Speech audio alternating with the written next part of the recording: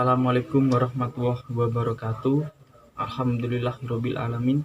Namatuhu wa nasta'inuhu wa na'udzubillahi min syururi anfusina wa min sayyiati a'malina. May yahdihillahu fala mudhillalah wa may yudlilhu fala hadiyalah. Asyhadu an la ilaha illallah wa asyhadu anna Muhammadar Rasulullah. Allahumma sholli ala sayidina Muhammad wa ala ali sayidina Muhammad. Amma ba'du. Wa qala Allahu ta'ala fi kitabihil karim. A'udzubillahi minasyaitonirrajim. Bismillahirrahmanirrahim. Ya ayyuhalladzina amanu taqullaha haqqa tuqatih wa la tamutunna illa wa antum muslimun. Ya ayyuhalladzina amanu taqullaha wal tandur nafsu ma qaddamat lighad wattaqullaha innallaha khabirun bima ta'malun. Al-ayat sadaqallahul adzim. Wahai teman-temanku sekalian, selamat datang kembali di channel kami Fikih Nafi'i. Di pertemuan sebelumnya kita telah membahas tentang kisah atau sejarah masa sebelum kenabian dari Nabi Muhammad SAW. Kita telah mengupasnya, kita juga telah membahas berbagai topik pembahasan yang dimulai dari dasar-dasar agama Islam, ada juga akidah, iman, tauhid. Kita sudah bahas di pertemuan yang sebelumnya. Pada pembahasan kali ini atau pertemuan kali ini kita akan membahas sebuah topik teman-teman yang berjudul yaitu aneka macam jalan untuk menuju kebaikan. Wahai teman-temanku sekalian, perlu kita sadari bersama bahwa kita diciptakan Allah, kita diutus di muka bumi ini adalah untuk mencari jalan kebaikan. Dimana kita tahu bahwa dulu cerita ketika Nabi Adam diturunkan di muka bumi, ketika Nabi Adam dulu ketika dimasukkan ke dalam surganya Allah Subhanahu wa taala, Nabi Adam tergoda oleh bangsa iblis untuk memakan buah kuldi. Hingga akhirnya singkat cerita Nabi Adam diturunkan di muka bumi karena beliau telah membangkang perintah dari Allah Subhanahu wa taala. Di mana dulu Allah memerintahkan, wahai Adam, jangan sekali-kali kamu mendekati buah itu. Akan tetapi karena godaan dari iblis, akhirnya Nabi Adam makan buah itu dan akhirnya Nabi Adam dikirimkan di muka bumi. Untuk apa Allah mengirimkan Nabi Adam turun ke muka bumi? Dan tentunya Allah menurunkan Nabi Adam ke muka bumi dengan tujuan dan maksud tertentu, agar Nabi Adam menyadari akan kesalahannya, agar Nabi Adam ketika turun di bumi dia belajar tentang kebaikan. Dan itu adalah tujuan Allah untuk menciptakan seluruh umat manusia, dimana kita sebagai manusia kita diberikan akal, diberikan pikiran, diberikan nafsu, dimana ketiga ini harus kita olah dengan betul-betul agar kita mampu membedakan mana yang benar dan mana yang salah. Seperti halnya yang selalu diajarkan kepada Nabi Muhammad, bahwa kita harus selalu membela pada jalan kebaikan atau jalan kebenaran. Karena Allah pun berfirman dalam surat Al-Baqarah ayat 197 yang berbunyi, A'udzubillahi minasyaitonirrajim. Bismillahirrahmanirrahim. Qala Allahu ta'ala, wa ma taf'aluna min khairi fa innallaha bihi alim. Yang artinya, kebaikan apapun yang telah kamu kerjakan, maka pasti Allah akan mengetahuinya. Dari ayat ini kita bisa tahu bahwa segala kebaikan yang kita kerjakan di muka bumi ini, maka pasti Allah akan menilainya, sekecil apapun perbuatan itu. Untuk itulah Allah selalu memerintahkan kepada para hambanya yang beriman untuk selalu mengerjakan kebaikan. Dan lebih jauh Allah berfirman dalam surat Al-Baqarah ayat 215 yang berbunyi, wa qala Allahu ta'ala, wa ma taf'alu min khairi ya'lamullah. Yang artinya, dan semua yang kamu kerjakan dari kebaikan, maka pasti diketahui oleh Allah. Jadi wahai teman-temanku sekalian, ketika kita terbesit hati kita untuk melakukan sebuah kebaikan, misalnya saja ada teman kita yang membutuhkan bantuan kita berupa biaya atau berupa uang untuk diperlukan teman kita untuk membeli sesuatu. kalaupun kita mampu atau kita bersedia membantunya, maka kita harus wajib membantunya, karena itu hukum kita sebagai sesama manusia. Hablum minallah, kita selalu jaga, dimana ketika ada teman kita yang kesusahan, wajib hukumnya kita untuk membantunya, dalam tanda kutip kita mampu untuk membantunya, dalam tanda kutip kita mempunyai kemampuan untuk membantu teman kita tersebut, yang seperti yang dijelaskan dalam Al-Baqarah tadi ayat 215, dimana dan semua yang kamu kerjakan dari kebaikan maka pasti akan diketahui oleh Allah Subhanahu wa Ta'ala, dimana tujuan Allah menciptakan malaikat adalah untuk mencatat segala amal buruk dan amal baik manusia yang dikerjakan selama manusia itu hidup di alam dunia. Untuk itulah, wahai teman-temanku sekalian, kebaikan sekecil apapun yang kita ingin lakukan, maka lakukanlah, karena itu akan mendapat balasan ketika kita nanti di alam akhirat. Allah Subhanahu wa Ta'ala berfirman dalam surat Al-Zalzalah yang berbunyi, wa qalahu ta'ala faman ya'mal misqala dzarratin sarran yarah, dimana artinya barang siapa yang mengerjakan kebaikan walaupun itu hanya seberat atom, atau biasanya disebut walaupun kebaikan itu kita kerjakan hanya seberat biji sawi saja atau sebutir beras saja, maka itu akan dibalas oleh Allah Subhanahu wa Ta'ala. Jadi ketika kita melakukan sebuah kebaikan, kita harus melakukannya dengan segenap hati, karena itu nanti akan dibalas oleh Allah Subhanahu wa Ta'ala. Dimana Allah berfirman lagi di dalam surat As-Sajdah ayat 46, Bismillahirrahmanirrahim, man amila solihan falinafsih, yang artinya barang siapa yang mengerjakan amal kebaikan atau amal soleh, maka pahalanya untuk diri mereka sendiri. Jadi dari ayat ini kita bisa tahu bahwa ketika kita mengerjakan sebuah kebaikan, maka kebaikan itu untuk diri kita sendiri. Jadi tidak ada ruginya ketika kita mengerjakan sebuah kebaikan. Ibaratnya saja ketika kita ingin menjadi seorang yang pintar, kita ingin menjadi seorang yang pandai dalam berbagai hal, maka kita harus belajar. Dan dengan belajar itu kita akan menjadi pandai dan itu akan bermanfaat untuk diri kita sendiri.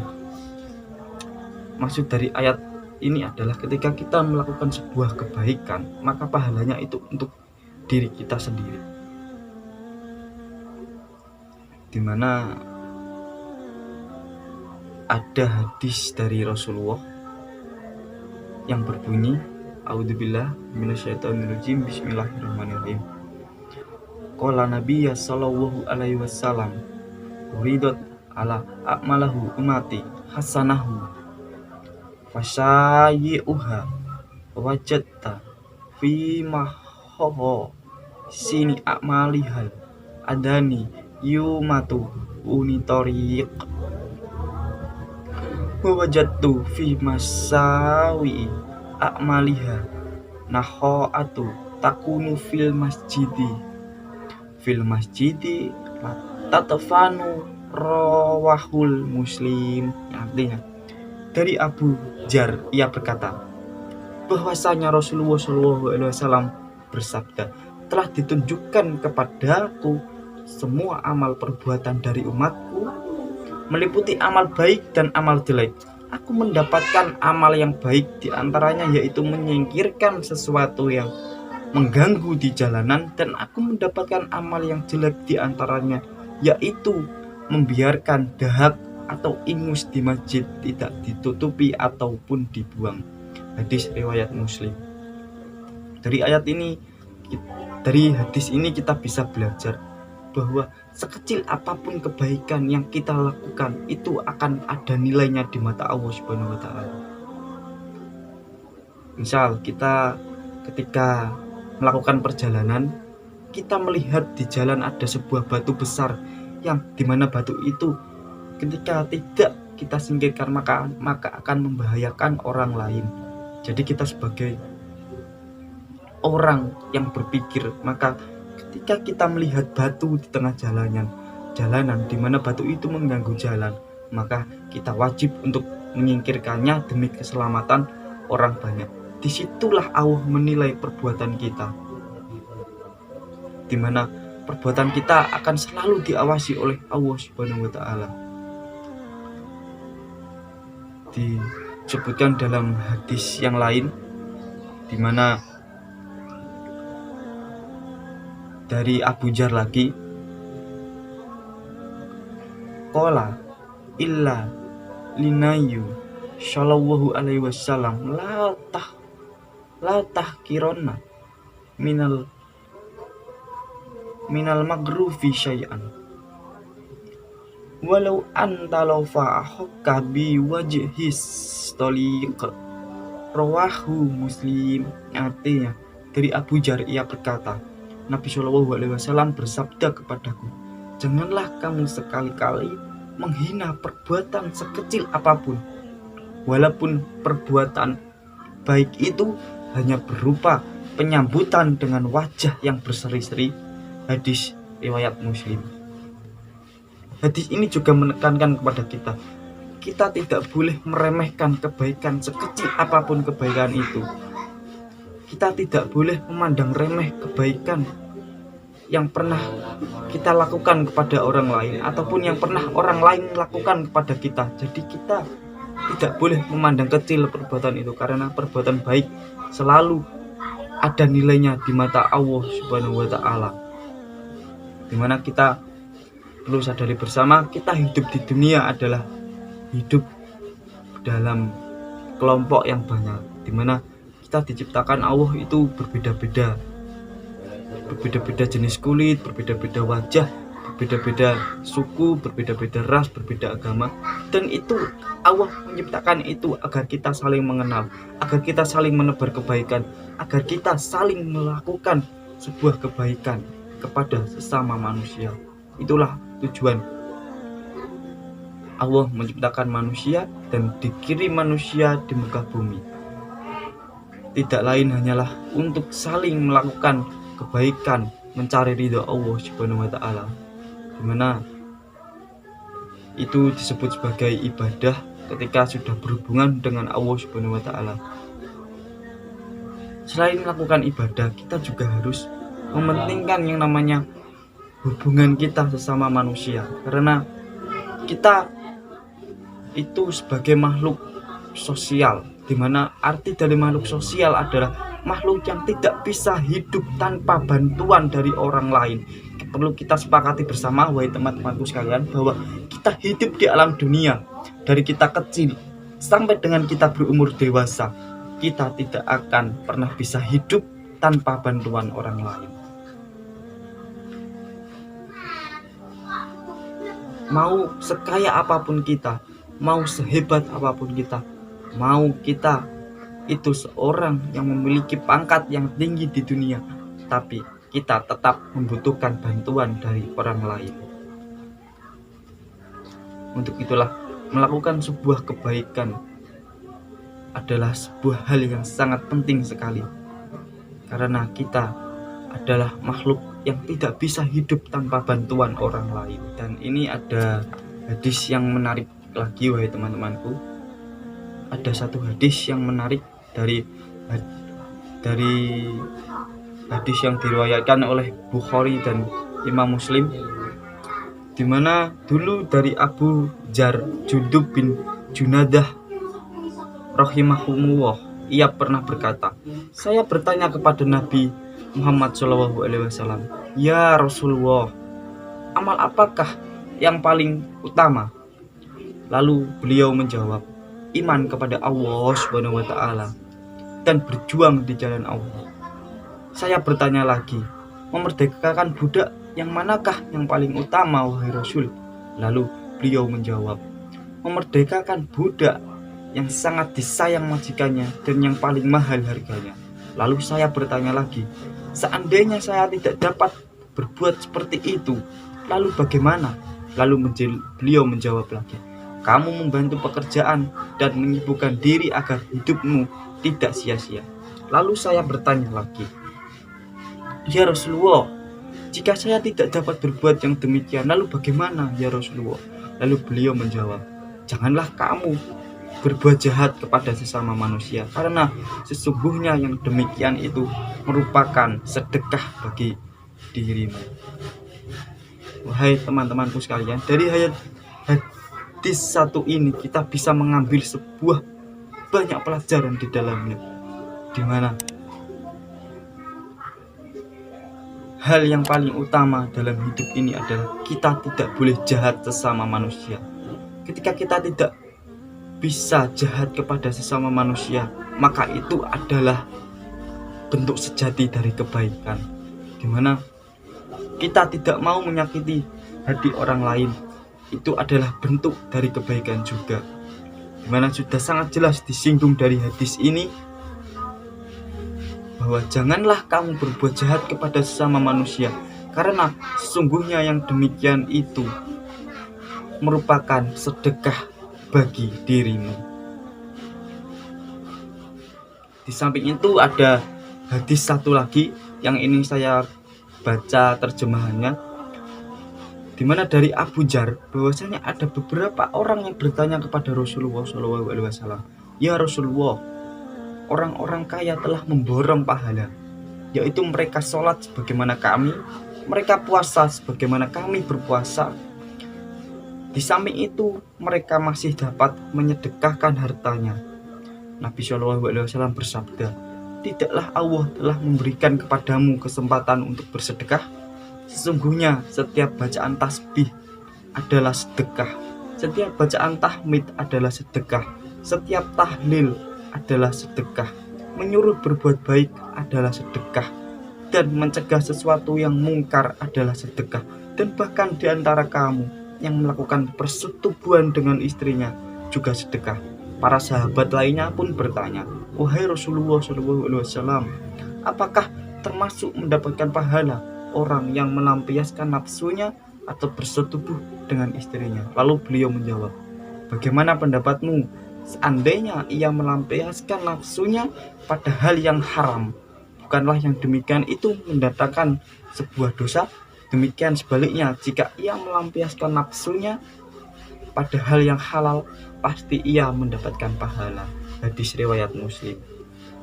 Dimana dari hadis ini kita bisa menyimpulkan bahwa kebaikan tidak harus dilakukan oleh orang yang kaya. Wahai teman-teman, perlu digarisbawahi, kebaikan tidak harus dilakukan oleh orang yang kaya. Jadi kita jangan merasa putus asa kalau kita merasa kekurangan harta, karena di sini sudah dijelaskan bahwa setiap bacaan tasbih adalah sedekah, setiap bacaan tahmid adalah sedekah, setiap bacaan tahlil adalah sedekah. La ilaha illallah Muhammadur Rasulullah itu adalah merupakan sedekah. Dan tidak berbuat jahat kepada sesama kita itu juga merupakan sedekah. Jadi dari semua penjelasan tadi dapat kita simpulkan bahwa kita sebagai manusia yang hidup di alam dunia, jangan pernah menyesal ketika kita melakukan sebuah kebaikan. Jangan pernah kita merasa kita lebih baik dari orang lain. Jangan pernah kita merasa kita lebih pintar dari orang lain, karena Allah pun selalu mengingatkan kepada kita di dalam firman-firman-Nya bahwa tidak ada manusia yang sempurna.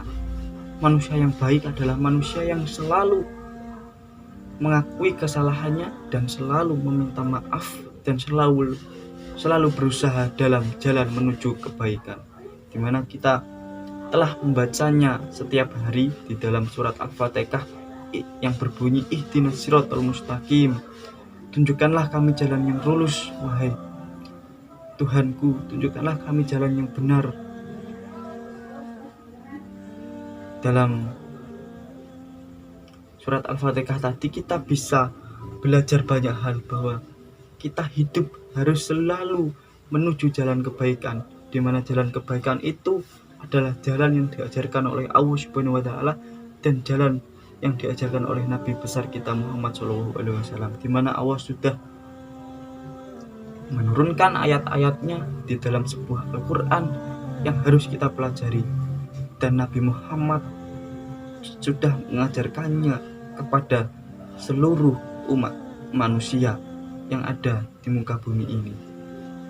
Semoga kita selalu dihindarkan dari hal-hal buruk, wahai teman-temanku, akhwat dan ikhwan sekalian. Semoga kita selalu dibimbing ke jalan yang benar oleh Allah Subhanahu wa taala, di mana kita hidup di dunia ini cuma sementara. Kita harus mampu memanfaatkan waktu kita dengan sebaik-baiknya. Kita harus mampu menjalankan apa yang diajarkan oleh Nabi besar kita Rasulullah SAW, di mana kita harus selalu menaati perintah dari Allah Subhanahu wa taala yang ada di dalam Al-Qur'an. Semoga kita tetap ke dalam jalan istiqomah, ke dalam jalan kebaikan, kita tetap memegang teguh nilai-nilai keislaman kita. Demikian yang dapat kami sampaikan. Apabila ada salah kata, kami mohon maaf yang besar-besar-besarnya. Semoga kita selalu dibimbing oleh Allah dan selalu dijaga dari hal-hal yang buruk. Sekian, billahi taufiq wal hidayah, wal inayah. Wassalamualaikum warahmatullahi wabarakatuh.